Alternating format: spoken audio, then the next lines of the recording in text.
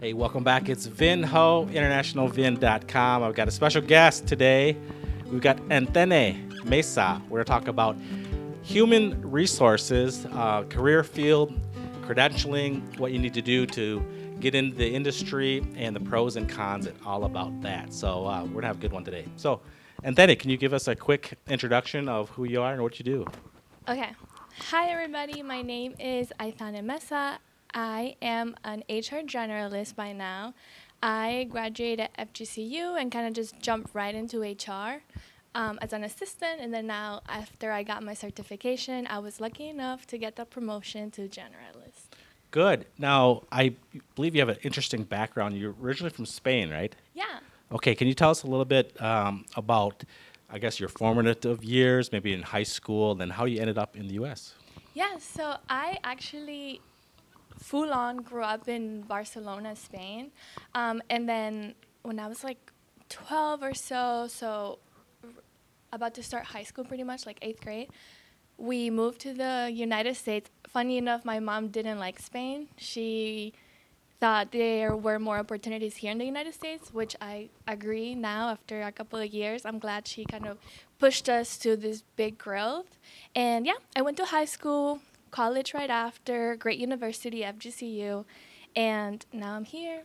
Okay, so then where did the idea about working in human resources, did that come in college around that year, those years? Yes, so funny enough, because my major is actually just general management, and I was always very like, yeah, general, because at FGCU you can go into concentrations, but I just wanted the general, and I actually just ended up joining the SHRM club, so it's the student chapter at the university, and it honestly just kind of pushed me into my career. So I was able to get an HR internship thanks to my advisor, even this job. So it was just honestly opportunities lined up for me in HR.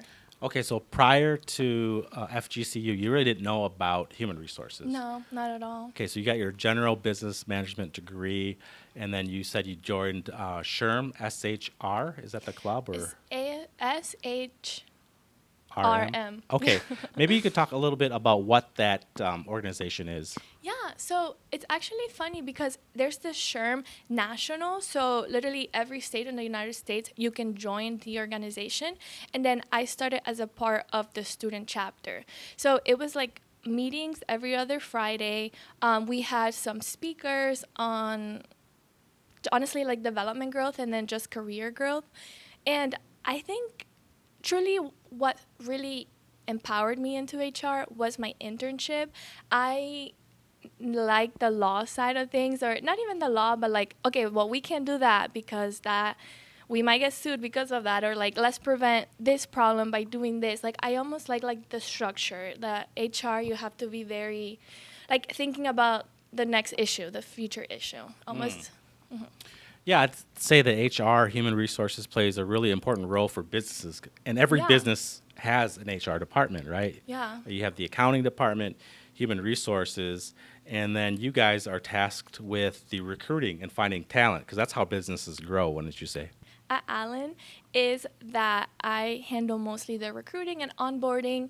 So I like to see it as like the gatekeeper of the company. So I love when, oh, that person will be a great fit, because somebody can have great knowledge, great background, great experience, but maybe they're not going to be a good team. They're not going to be good for the team culture. So that's something that our company there values a lot. But then also just I also do the onboarding, so I really like to focus on like the welcoming. Like I am basically the first face that a new hire is gonna see, and all of us can agree. Like we're pretty scared on our first day. We don't know what to expect. So just being very welcoming and very like everything's gonna be okay. Like you're gonna love it. Like we all love it here. Yeah, can you go a little bit? I think you have the SHRM credentials, right? Uh huh. Human resources. Can you talk a little bit about what that is and what it entails? Yeah. So there's actually two different ones. There's the CP. So that one is Basic level, the maybe? basic level, Entry level? Yeah. because the other one is like the senior one. Hmm. So I obtained my SHRM CP certification last year. it's nice because, again, the SHRM National, well, there's actually the SHRM National, and then there's even like the Southwest Florida SHRM. There's like the student chapter, Southwest Florida, and then literally the national. So the Southwest Florida one had study groups. So I was able to meet through Zoom with the instructor, and then it was a small group. I wouldn't even say we were 10. We go over the 5 books. You have those classes for about a month or two, and then it's more of like studying on your own. It's honestly super beneficial because the thing about SHRM and also just on the legal level of any business, there's like the right thing to do and the wrong thing to do. So a lot of HR professionals who don't have this credential, it's like you think you're doing it the right way, but you might not be. So you literally learn like the guidelines that you should follow all the time. So it's super beneficial. I got it early on. It's because they like to say the SHRM way of thinking. So yeah.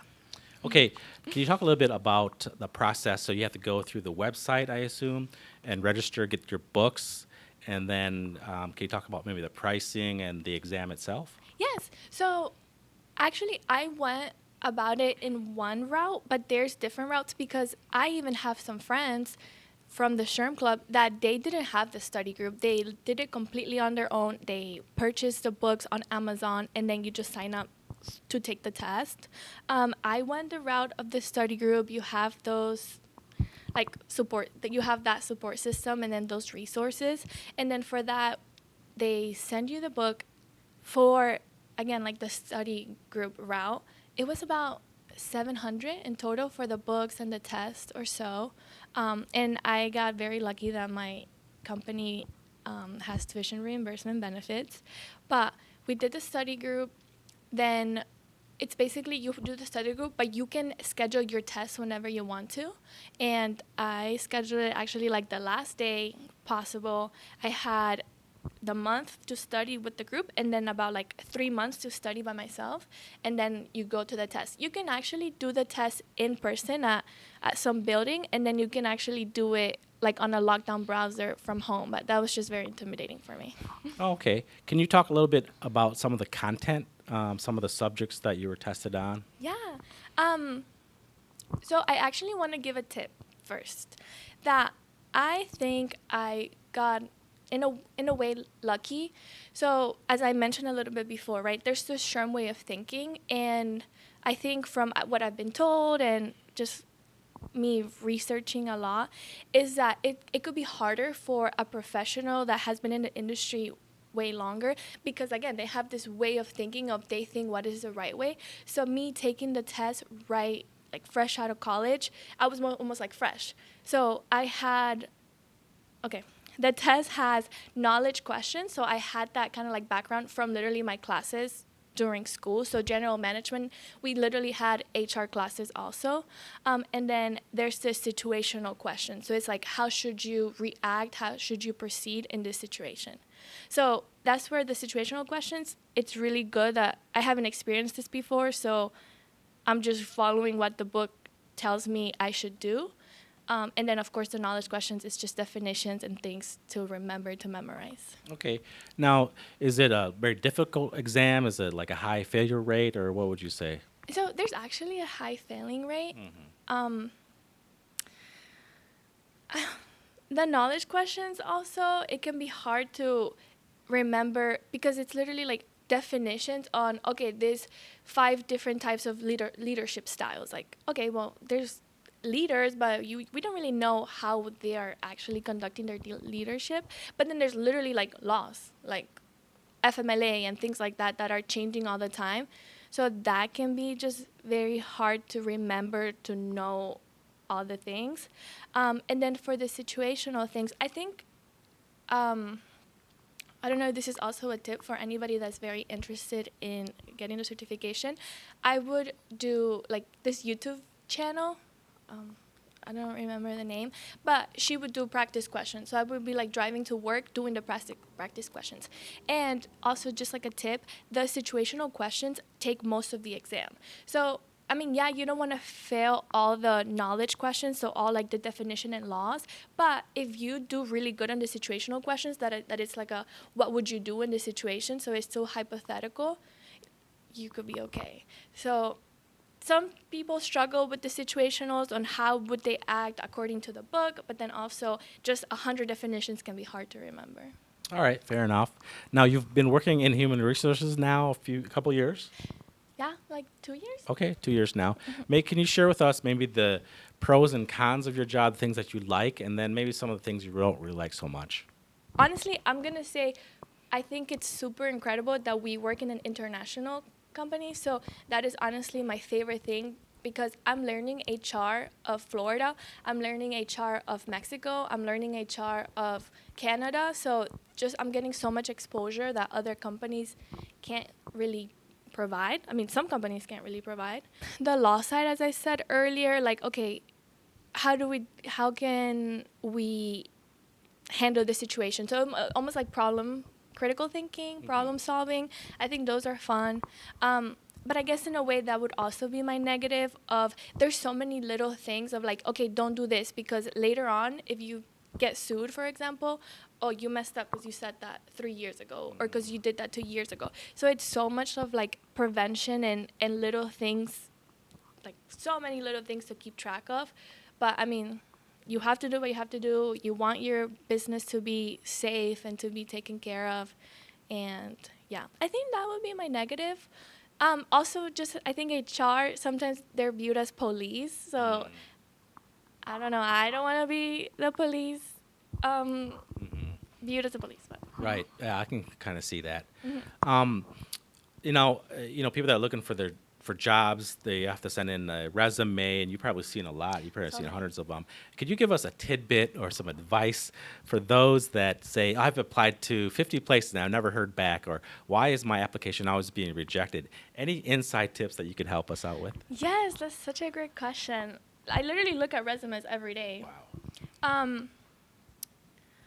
So I'll be honest, or I don't know if this is like a good thing for me to say or a bad thing for me to say, but looking at so many resumes, sometimes they just kind of blur together, right? So what are you doing to stand out? So I'm not even going to say have a pretty like resume with a lot of colors because that's not going to make a difference. So for example, in your summary, what are you looking for? Tell me like, and I respect it. Some people, they're just looking for anything, but sometimes we want somebody with like experience, right? Unfortunately, some roles, having experience, having that knowledge before is super helpful. So kind of like making it clear what are you looking for is super important. Honestly, I had somebody yesterday who called. They had applied well, not yesterday, on Monday, that they applied on Saturday. And I was like, oh, I haven't looked at your resume. It's Monday, 8 a.m. But thank you for calling. What are you looking for? And like he got himself an interview just because he went the extra mile and called. Yeah, just having a clear resume on what are you looking for really helps. Staying positive. Honestly, sometimes somebody might not have a full-on experience, but they're just good personalities or that good like team fit. And sometimes because they were dressed professional, I'm like, oh, they had a really good first impression. Like, I'm going to move them forward. Let's try our luck. Wow, those are really good advice. And the other thing I've learned over the years, too, is that you should custom your resume to the position. Exactly. Because I think it's so easy to say, like, oh, there are maybe 60 job opportunities, and then you kind of have a resume and you just blast them out to all of them, and you're really generic. I'm just looking for this type of job to use for my experience, and then every application that you're applying for says the same thing. Exactly. So, and I think HR people can pick up on that it's just a generic, and that's probably not going to help or get you far at all, or get you a second look at all. Yeah, even if, right, I mentioned the experience. So I think we work in an industry that it's safe to say that experience is super beneficial. But even if just on your summary is like, oh, I'm looking for a logistics role because I'm interested in entering the supply chain industry. Like, oh, okay, so you for real have interest, Right. Yes. Okay, very good. All right. How about for those that are a little bit younger, they're in college yet, and they're thinking about human resources? Can you give us some pointers or tips or advice to those people? Yes. Um, well, I think I want to start off by saying, because at least for me, I didn't have a clear idea of like, okay, HR is what I'm going to do in 5 years. Like, I'm going to go to college and I'm going to do HR. So, one of the first tips I would say is like, don't close any doors. So, again, I literally I joined the club. Like, I could have joined the freaking golf club. And, so don't close yourself for opportunities. Be involved, especially because the advisor for the club is the one who, hey, here's an HR internship. Are you interested? I think it would be a great fit, right? Literally, an opportunity that fell on my lap that pushed me into my career. So don't close any doors. Be open to like learning and just new experiences. Then once you're actually in HR, I would actually say do a little bit of research because there's different routes you can go in HR. I am in the recruiting route, there's the payroll route, there's the insurance, like benefits routes, even employment relationships. You like to do the meetings and you like to do events. So I think like you don't have to figure out your niche right now, but at least know a little bit of your interest and just be hopeful. Remember that HR is also a lot of like people. So reminder on what I said, unfortunately, the police, but also just being a people person, you're going to talk to a lot of people. So, yeah, honestly, anybody can be in HR. It really is just about, like, are you actually enjoying it? So don't do something that you don't want to do just because it's like a paycheck, too. All right, that's good advice. And I think you mentioned being a people person. I think because the human resources is the front-facing department of any company, right? If you're applying to a company, you're going to be engaging and talking to human resources, and so you kind of have to like make a good impression if you really want to work there. So, all right, any last-minute advice or suggestions or anything like that we didn't talk about, didn't cover? For example, for the SHRM test, I was thinking about this today. So for the SHRM test, especially because I did a lot of research, like I looked up a lot of YouTube videos, even like Reddit. I looked up like, okay, tips on how to pass the SHRM test. So maybe somebody Googles HR and they find this podcast. So I want to say that literally I'm repeating myself almost, but it's just super important for you guys to know the SHRM way of thinking. So yes, anybody can be in HR, they can have their own ideas of what's right or wrong, but in a way SHRM knows best. That's why they're the national HR like representative. So I really want to emphasize on that, the SHRM way of thinking, the right way an HR person should conduct their business. So just like a simple example. So for the situational questions, so a reminder, those are most of the test. I think it's like 70% of the test, and then the 30% is the knowledge questions, or 60% and 40%. I'm making that number up, so I'm sorry. The first thing you should always do is research. So did you do an investigation? Did you get all the data you could have gotten? So it's like almost like different guidelines of, okay, no matter what question you have in front of you, you need to know like the first like 5 things you should always do. And it's almost like a checklist. So I'm not gonna like teach you that right now, but just try to research as much. And it really is not about memorizing the 5 books. It's about the SHRM way of thinking. What are the 5 things on how you should approach a situational question? Wow, very impressive. The SHRM way. Yeah. I like that. I'm so impressed that I think I want a job now in HR. That changed my career. Okay, thank you so much, Aintzane, and good luck with you, and best of luck. Thank you guys.